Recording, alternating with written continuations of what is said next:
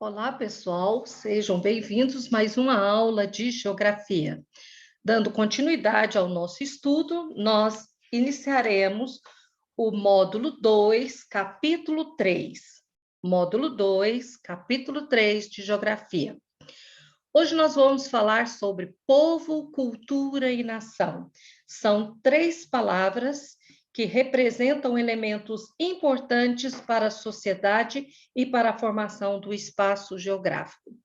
A que povo pertencemos? Que elementos culturais nos unem a uma nação? Então, vamos trabalhar sobre povo, cultura, nação, território, país. Inicialmente, nós temos aqui um conceito de povo. Povo é um conjunto de pessoas que vivem em uma sociedade, compartilham a mesma língua, que é o idioma, possuem os mesmos hábitos, tradições e estão sujeitos às mesmas leis. Já a cultura. Quando se fala em cultura, nós vamos ver que existe e que envolve vários fatores.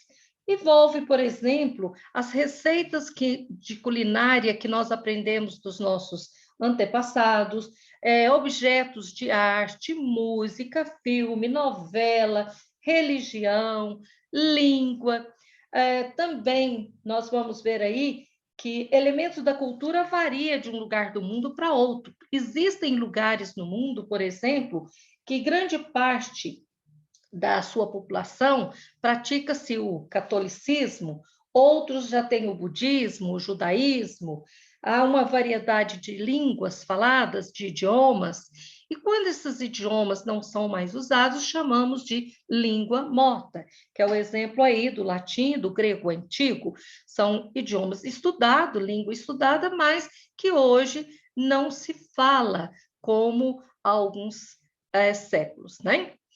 Cultura representa um conjunto de símbolos, ideias, valores, normas, hábitos, crenças que fazem parte de um passado histórico compartilhado por uma sociedade ou associado a um determinado grupo humano. Identidade cultural é quando um grupo de pessoas compartilham crenças, hábitos e outros elementos culturais. Veja, nós brasileiros nos identificamos com o fato de sermos pessoas que nasceram e vivem aqui no Brasil. Nós temos um sentimento de nacionalidade e uma identidade cultural, porque nós compartilhamos de, por exemplo, comer o arroz com feijão, de ter as festas juninas, ter o carnaval, a festa do Natal, do Ano Novo, então nós temos a mesma cultura, então nós temos uma identidade cultural. Nação. Nação são grupos que compartilham a mesma identidade cultural. Então, nós brasileiros somos um povo que vive numa nação, porque nós temos uma mesma identidade cultural. Seguindo, nós vamos ver aqui que eu tenho vários povos representados aqui. Então, aqui eu tenho pessoas que fazem parte de várias nações, que vivem em alguns países diferentes, e o que a gente vai observar que a cultura de uma nação, ela não é estática, ela não é parada, ela também transforma-se de acordo com o contexto histórico e social da época.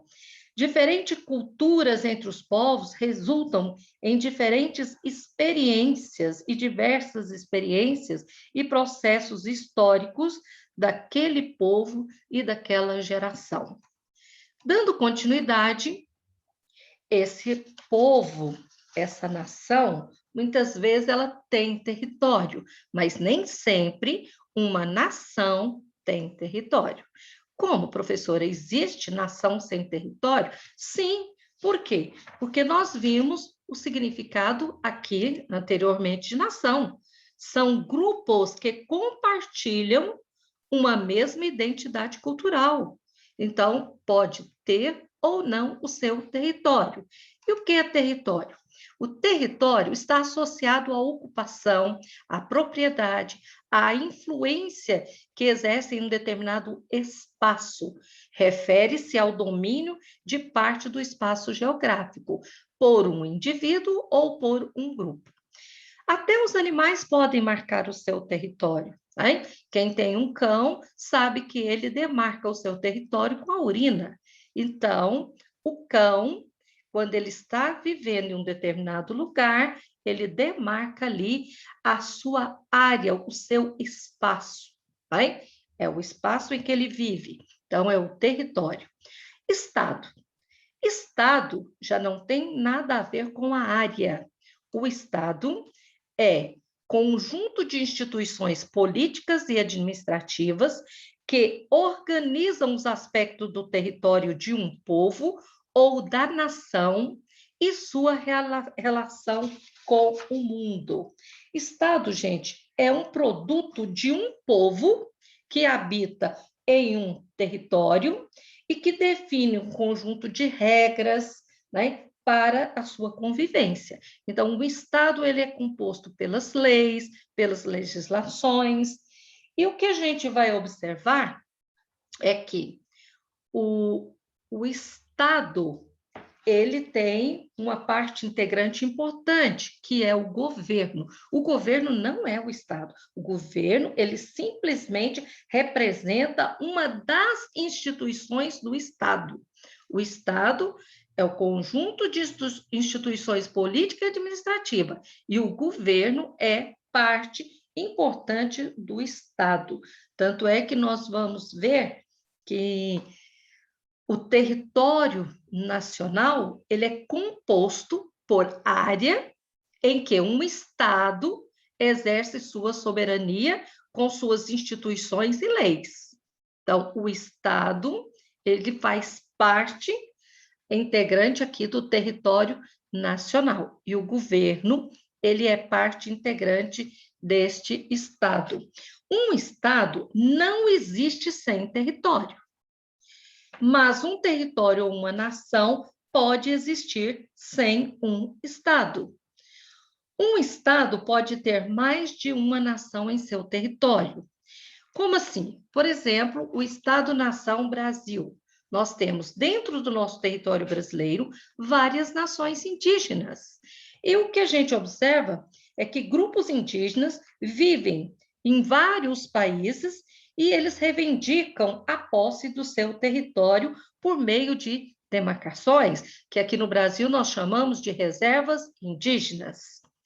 Depois, esse território que os índios ou que qualquer um reivindica, esse território tem que ter limite.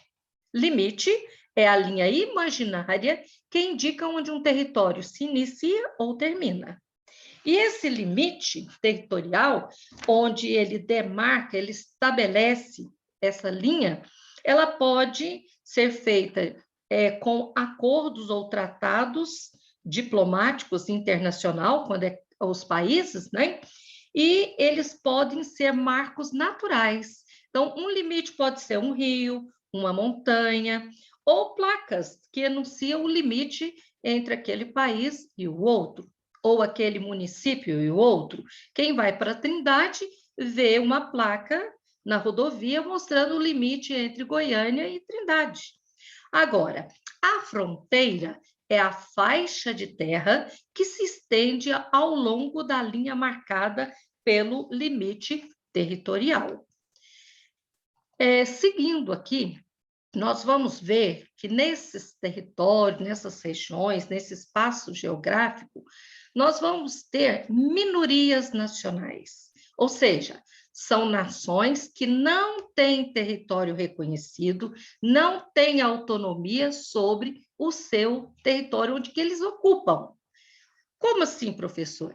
Existem nação, ou seja, um povo que tem o seu idioma, que tem a sua cultura, que tem a sua religiosidade, tudo, mas eles não têm território.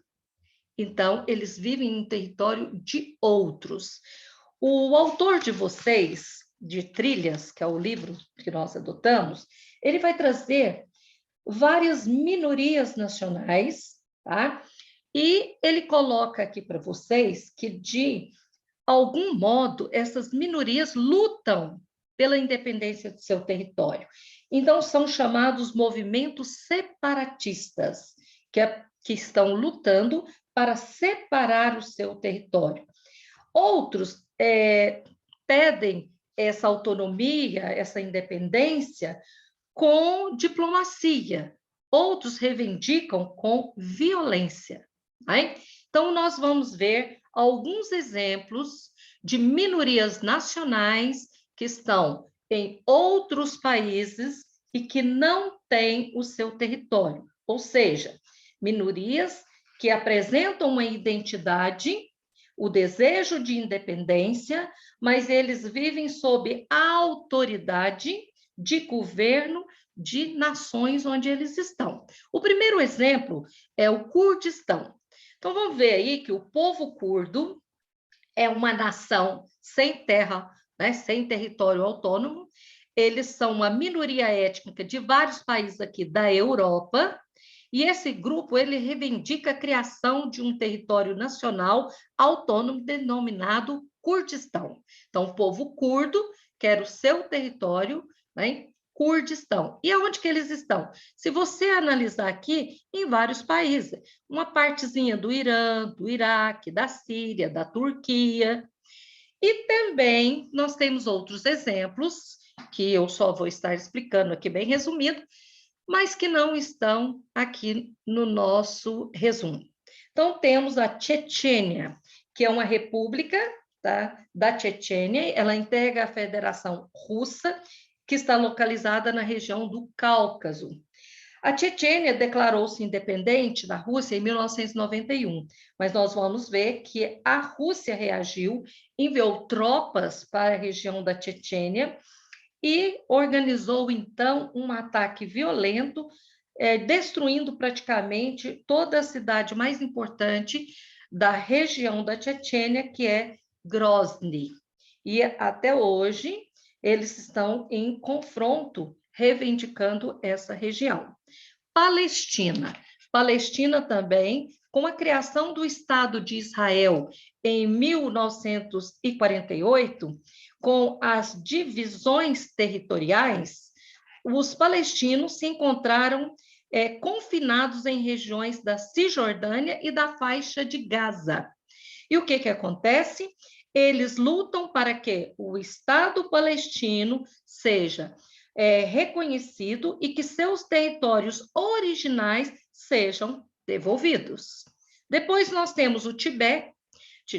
O Tibete ele é localizado na região no sudoeste da China, e nós vamos ver que a ocupação militar no Tibete pela China em 1951 houve um conflito muito grande, onde mosteiros tibetanos foram destruídos e muitos monges budistas morreram. Tá?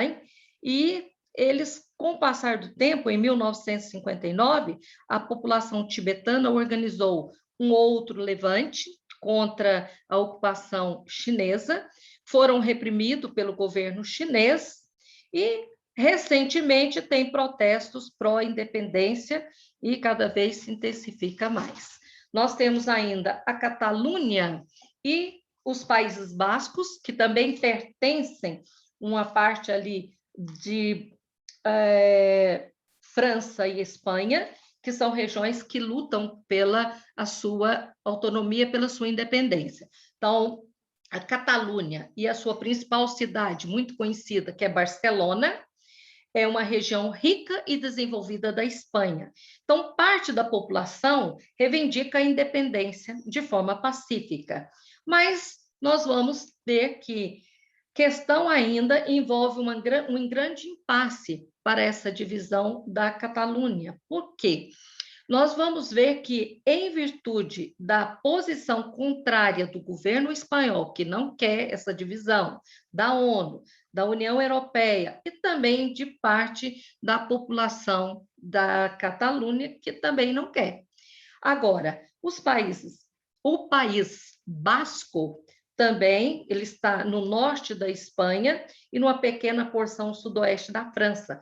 Apresenta marcante identidade nacional e o desejo de independência sobre a autoridade aí do governo espanhol. Por isso, tem um grupo separatista ETA, que já realizou diversos atentados, vitimando aí muitas pessoas na Espanha. Mas, atualmente, o grupo tornou uma organização exclusivamente política. E a Irlanda do Norte também, que integra o Reino Unido, sua população, na maioria, é protestante, é uma minoria nacional católica que deseja a integração com a República da Irlanda. E aí há uma organização IRA, que é o Exército Republicano Irlandês, foi responsável por uma série de atentados a protestante na Irlanda do Norte. Só que, na atualidade, transformou-se em um movimento apenas político. E aí nós tivemos os exemplos de minorias nacionais que lutam pela sua independência. Façam uma leitura com muita atenção. Beijos para vocês e até a nossa próxima aula.